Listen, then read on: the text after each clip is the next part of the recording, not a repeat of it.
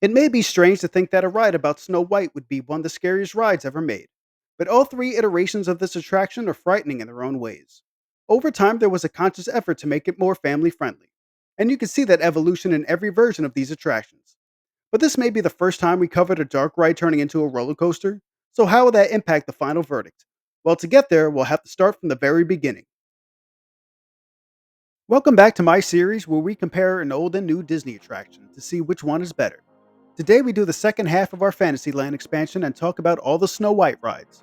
Like I said in the 20,000 Leagues Under the Sea video, we have to switch up the format a bit, because technically Snow White's Scary Adventure was replaced by a princess meet and greet. But I think it's more interesting to compare every ride that the seven dwarves were featured in. So let's go back to the day that started it all. October 1st, 1971. Snow White's Adventures was an opening day attraction in Fantasyland. Already joining the likes of Mr. Toad, who as we covered in a previous video would have you meet a cardboard devil, and 20,000 Leagues Under the Sea that would open up almost 2 weeks later that would feature an encounter with a giant squid. But Snow White said hold my beer and when it came to scaring the crap out of smaller guests.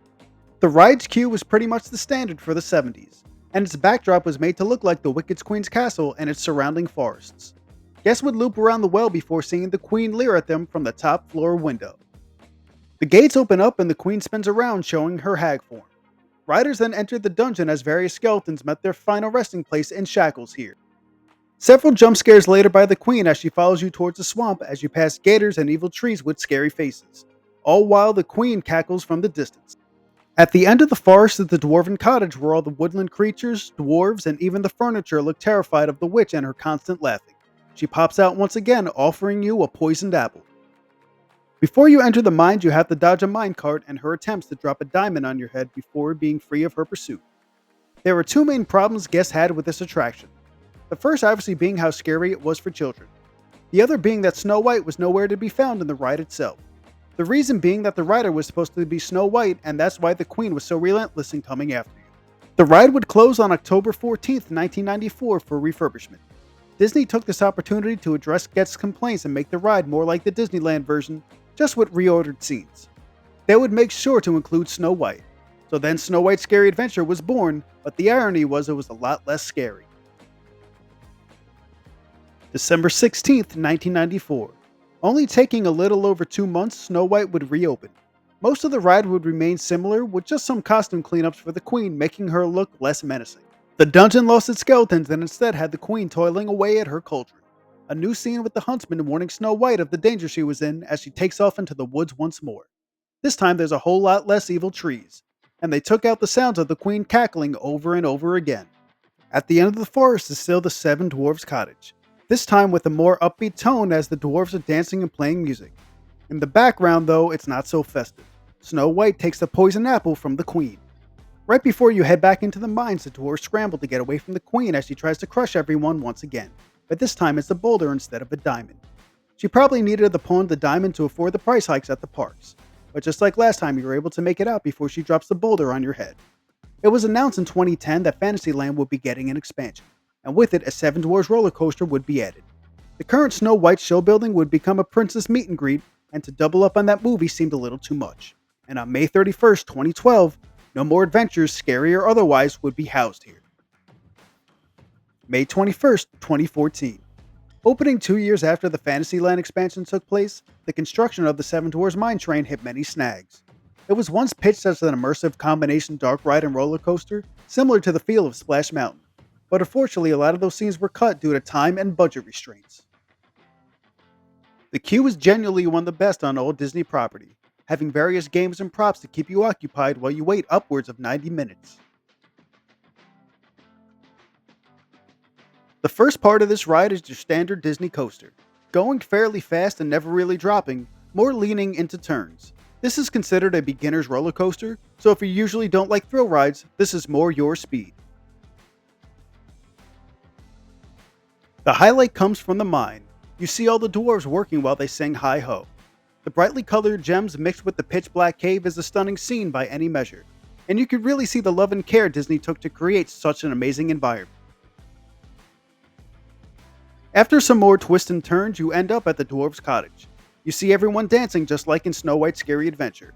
And also like that ride, the Wicked Queen can be seen outside lurking once more.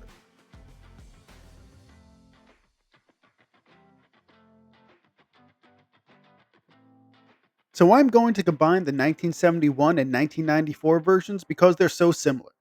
If I had to pick one to advance, it'd probably be the original version. However, these two rides do seem to blend together in my mind before I went back to watch these videos.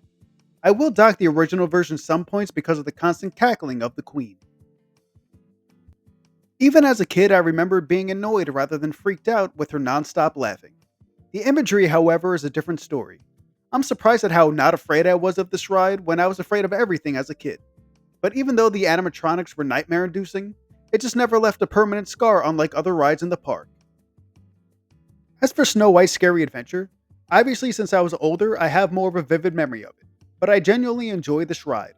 Outside of Peter Pan, there isn't much representation of classic Disney movies turned dark ride in Disney World at the time. So it was nice to see a movie I used to watch on VHS come to life. But by no means do I think this was anyone's favorite ride, but it left its mark by just how different it was in comparison of everything else in Fantasyland.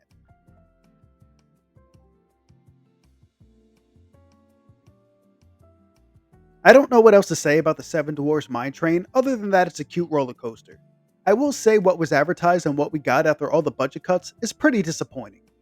And to have all the money going to the queue in one amazing scene leaves a lot to be desired. But I guess if you're looking at it through a lens of it being a kid-friendly roller coaster, you can't really be too mad about it. The scene at the very end with the witch at the cottage is a nice callback to the original movie and ride.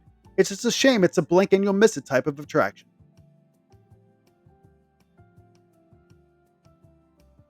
So it's time to pick a winner, and I think you guys know where I'm going with this. I consider the Seven Dwarfs Mine Train to be one of the biggest disappointments in recent history, and that goes for the Fantasyland expansion as a whole. Had we gotten all that was promised back when construction first opened, we may have had more of a competition. But as it stands, I think the 1971 version is the best of all three. Probably for just how insane the visuals were for what the material was. You could go back on YouTube and watch people's reaction to this ride and be surprised at how intense it was. And we'll probably never get anything like it again. But that'll do it for this video. Join us next time as we hop back on the monorail to Epcot and head to the World Showcase to migrate south of the border. But drop a like if you enjoyed this, subscribe if I earned it, and thank you for watching.